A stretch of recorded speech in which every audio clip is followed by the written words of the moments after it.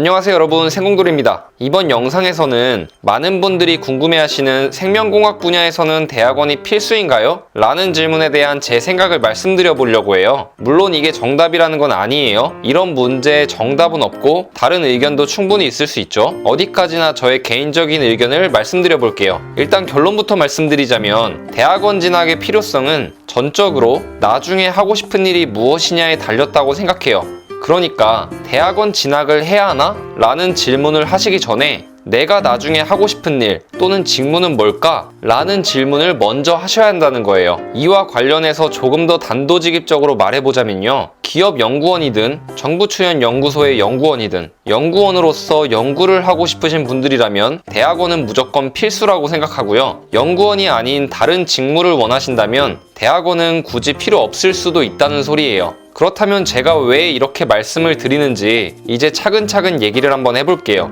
일단 기본적으로 여러분들이 무엇을 전공하시느냐에 따라서 앞으로 나아가게 될 산업 분야가 정해지겠죠. 예를 들어서 화학공학을 전공하신다면 대표적으로 반도체, 석유화학, 디스플레이, 배터리 등의 분야로 진출하실 수 있고요. 생명공학을 전공하신다면 대표적으로 제약, 식품, 화장품 등의 분야로 진출하실 수 있어요. 물론 더 다양한 분야들이 있지만 대표적인 분야들만 말씀드린 거고요. 제가 왜 이런 말씀을 드리냐면요. 여러분들이 어떤 분야를 전공하시던 간에 내가 이걸 전공하면 앞으로 어떤 산업 분야로 나아갈 수 있겠구나 정도는 기본적으로 알고 계셔야 한다는 거예요. 그리고 더 나아가서 해당 분야의 기업들이 어떠한 방식으로 일을 하는지, 어떠한 방식으로 굴러가는지도 아셔야 하는 부분이에요. 단순히 책상에 앉아서 수학과 공부를 하거나 전공 공부를 하는 것이 절대로 전부는 아니라는 거죠. 오히려 생각보다 굉장히 작은 부분에 불과해요. 아무튼 생명공학을 전공하시면 일반적으로 제약,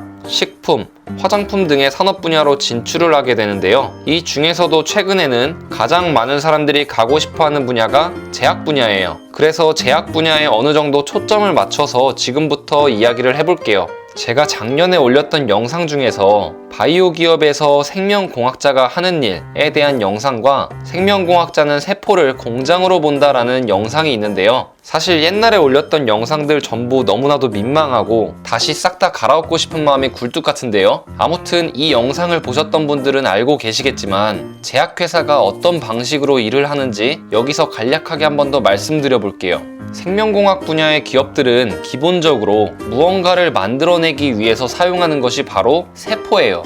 세포를 적절한 환경에서 배양하면 세포는 우리가 원하는 물질을 만들어내요. 그 다음에는 세포 배양액에서 우리가 원하는 물질만을 분리정제하는 과정을 거쳐요. 이렇게 분리정제된 물질은 추가적인 완제 공정 과정을 거쳐서 상품으로서 판매가 되는 거예요. 하지만 기준 품질에 미달되는 품질 부적격의 상품들을 팔 수는 없겠죠.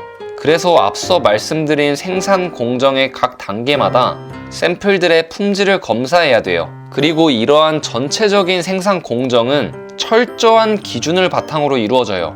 무슨 기준이냐면요. 앞서 말씀드린 모든 과정들은 특정 설비, 특정 조건에서 특정 과정을 거치면 우리가 기대하는 결과가 나온다는 것, 이러한 점이 사전에 검증되었고 이러한 검증이 전부 문서화돼서 관리된다는 거예요. 업계에서는 이러한 작업을 밸리데이션이라고 하는데요. 이런 용어까지는 아직 굳이 아실 필요는 없으실 거예요. 어떠신가요, 여러분? 모든 부분을 자세히 말씀드리진 않았지만 대략적으로 바이오 기업이 어떠한 방식으로 일을 하는지 큰 흐름이 보이시나요? 이번에는 이 큰 흐름을 원활히 흘러가도록 하기 위해서 필요한 직무들을 말씀드려 볼게요. 가장 먼저 배양 공정 담당자가 있겠고요. 정제 공정 담당자도 있겠고요. 완제 공정 담당자도 있겠고요. 품질 관리 담당자도 있겠고요.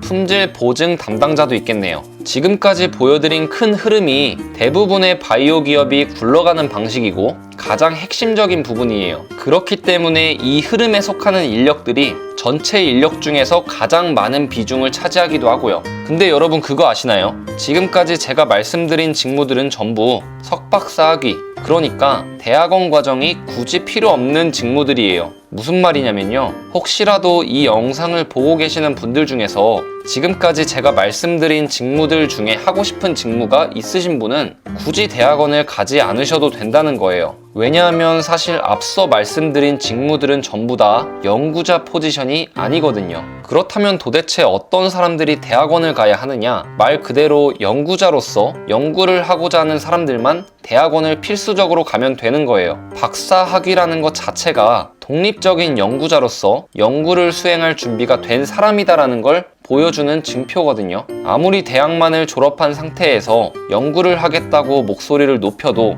그 어느 누구도 연구자로서 써주지 않아요. 참고로 기업에서는 철저하게 돈이 되는 연구만 해요. 예를 들어서 만약에 나는 개미들의 군집 생활에 대한 연구를 하고 싶어 라고 백날 말해봤자 기업에서는 이런 연구는 하지 않는다는 거죠. 이처럼 기업의 영리적인 목적과 그 방향이 다른 연구를 하고 싶으시다면 기업이 아니라 해당 연구를 수행하는 정부 출연 연구소나 혹은 학교 연구기관 등에서 연구활동을 해야겠죠. 물론 국내에서는 해당 연구기관을 가더라도 사업화 가능성이나 영리적인 목적 달성이 어느 정도 저변에 깔려 있기는 해요. 대학교 교수님들도 연구비를 확보하기 위해서는 과제를 따와야 되는데 모든 과제들이 사실상 사업화나 영리적인 목적이 저변에 깔려 있거든요. 아무튼 서론이 좀 길었는데요. 그러면 일반적으로 바이오 기업에서 특히나 제약회사에서 어떠한 연구를 진행하는지 말씀을 드려볼게요. 가장 먼저 제약회사라면 의약품을 만들겠죠.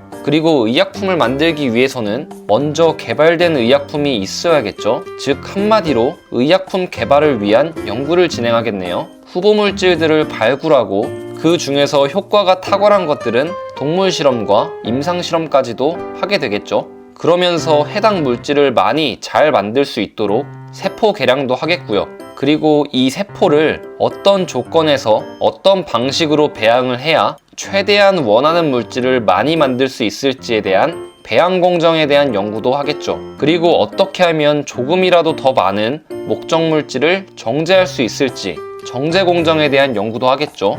그리고 어떻게 해야 완벽한 품질을 보장할 수 있을지 품질 관리 공정에 대한 연구도 하겠죠. 물론 이 외에도 굉장히 다양한 연구들을 수행하겠지만 일단 기본적으로 이건 알아두셔야 돼요. 이러한 연구개발 직무는 대학원 과정을 마친 석박사 이상의 연구원들이 수행한다는 사실이에요. 어떠한 연구가 됐던 간에 연구자로서 연구를 수행하고자 한다면 이런 분들은 너무나 당연스럽게 대학원까지 바라보셔야 한다는 거예요. 혹시라도 호기심에 제약회사의 채용 공고를 보신 분이 계시다면 느끼셨을 거예요. 연구개발 직무에서는 99% 석박사 이상만을 뽑는다는 사실을 말이죠.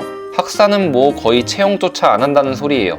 한다고 할지라도 여러분들이 생각하는 그런 연구개발 업무가 아닐 게 거의 확실하고요. 이제 이 영상을 끝까지 보셨다면 앞으로 여러분들은 대학원에 가야 하나요? 라는 질문을 하시기 전에 내가 하고 싶은 직무는 뭘까? 라는 질문을 먼저 하셔야 한다는 것을 아셨을 거예요. 반드시 그래야만 합니다. 여러분이 어떤 일을 하고 싶으신지에 따라서 대학원 과정이 필수가 될 수도 있고 아니면 대학원 과정은 전혀 필요가 없을 수도 있거든요. 이번 영상은 여기까지고요. 다음 영상에서는 대학원 진학과 이에 따른 기회비용에 대한 이야기를 해볼게요. 지금까지 영상이 조금이나마 유익하셨다면 구독과 좋아요는 저에게 언제나 큰 힘이 된답니다. 그럼 여러분 다음 영상에서 봐요.